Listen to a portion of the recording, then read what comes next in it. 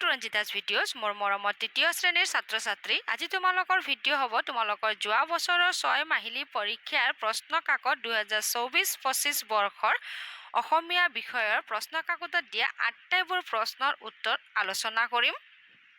মৰমৰ ছাত্ৰ ছাত্ৰী প্ৰশ্ন কাকতৰ পৰা আটাইবোৰ প্ৰশ্ন লগতে উত্তৰ আৰু কোনটো পাঠৰ পৰা দিয়া হৈছে আটাইবোৰ মই লিখি আনিছোঁ তোমালোকে যদি মোৰ চেনেলত নতুনকৈ আহিছা চেনেল ছাবস্ক্ৰাইব কৰি থৈ দিবা নতুন নতুন ভিডিঅ' নটিফিকেশ্যন পাই থাকিবা এতিয়া আমি প্ৰশ্ন কাকতত দিয়া আটাইবোৰ প্ৰশ্নৰ উত্তৰবোৰ আলোচনা কৰিম 6 মাহিলী পৰীক্ষা 2024-25 শ্ৰেণী তৃতীয় বিষয় অসমীয়া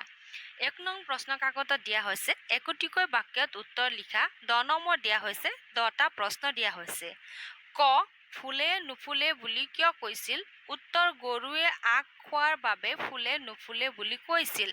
পাঠ 1ৰ পৰা দিয়া হৈছে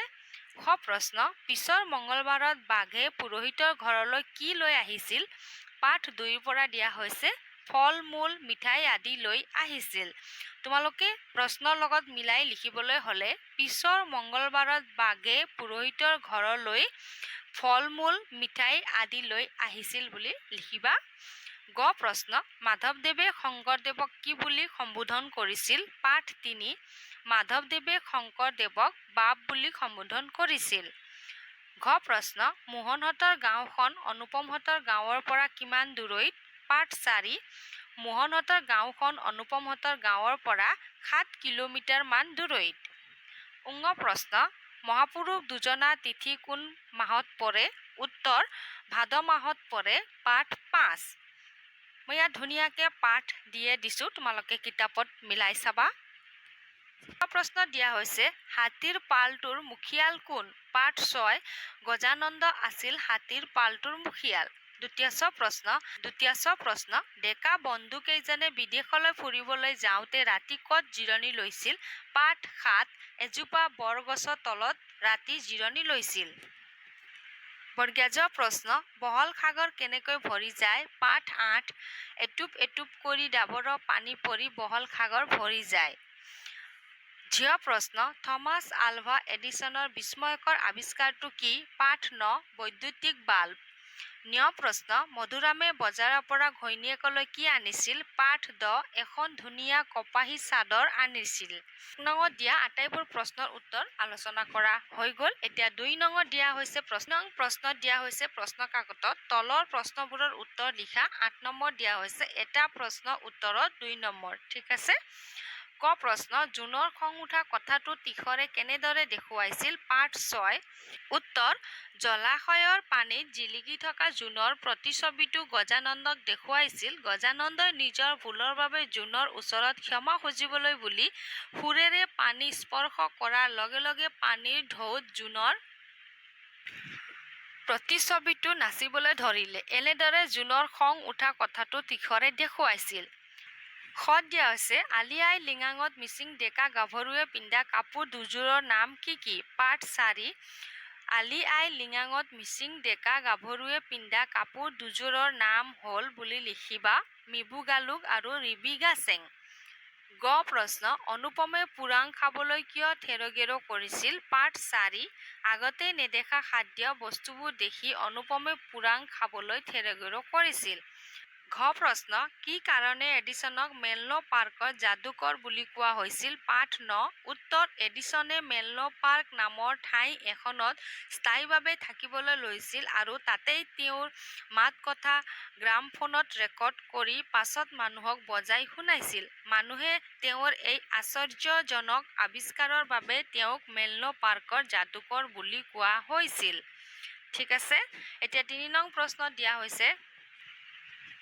3 নং প্ৰশ্নত দিয়া হৈছে মাবোৰৰ গীত কবিতাটোৰ প্ৰথমৰ আঠশাৰী মুখস্থ লিখা 8 নম্বৰ দিয়া হৈছে তোমালোকে কিতাপৰ পৰা মুখস্থ কৰিবা মাবোৰৰ গীত কবিতা ঠিক আছে 4 নং প্ৰশ্নত দিয়া হৈছে কোনে কৈছিল কাক কৈছিল লিখা 4 নম্বৰ দিয়া হৈছে প্ৰশ্ন দুটা দিয়া হৈছে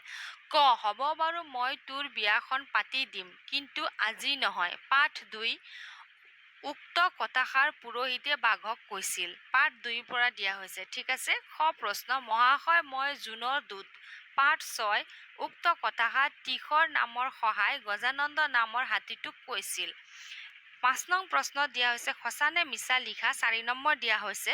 4টা প্ৰশ্ন দিয়া হৈছে ক মিচিংসকলে লিঙাং উৎসৱ চত মাহত পাতে উত্তৰ মিছা পাঠ 4ৰ পৰা দিয়া হৈছে খ পলাশ ফুল বহাগ মাহত ফুলে মিছা পাঠ 5ৰ পৰা দিয়া হৈছে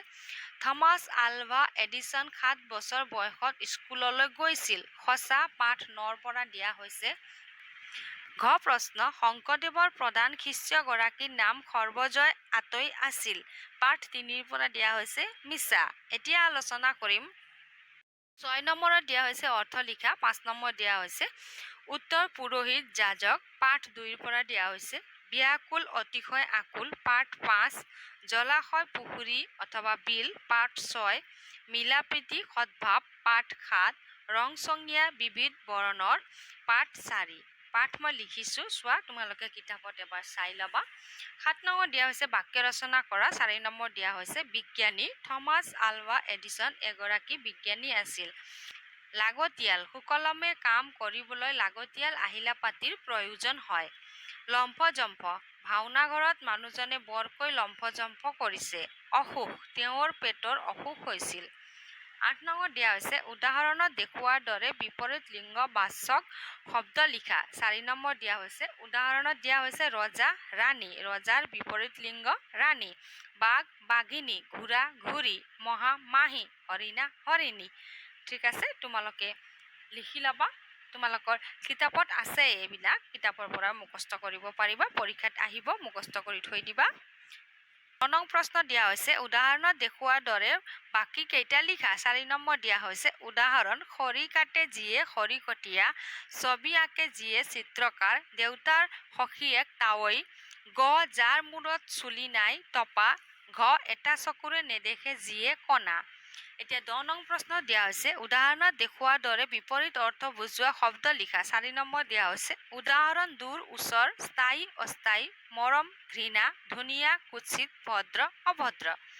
11 নম্বৰ প্ৰশ্ন দিয়া হৈছে উদাহৰণত দেখুওৱাৰ দৰে লিখা 3 নম্বৰ দিয়া হৈছে পুৰোহিত পুৰোহিতে পুৰোহিতক পুৰোহিতৰ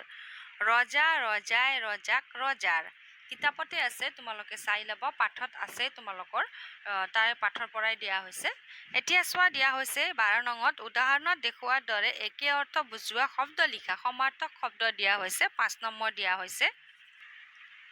উদাহৰণত দিয়া হৈছে বতাহ মানে পৱন পলম দেৰি বৰ ডাঙৰ বস্ত্ৰ কাপোৰ গছ বৃক্ষ নদী তটিনী ঠিক আছে কিতাপৰ পৰাই দিয়া হৈছে সমাৰ্থক শব্দ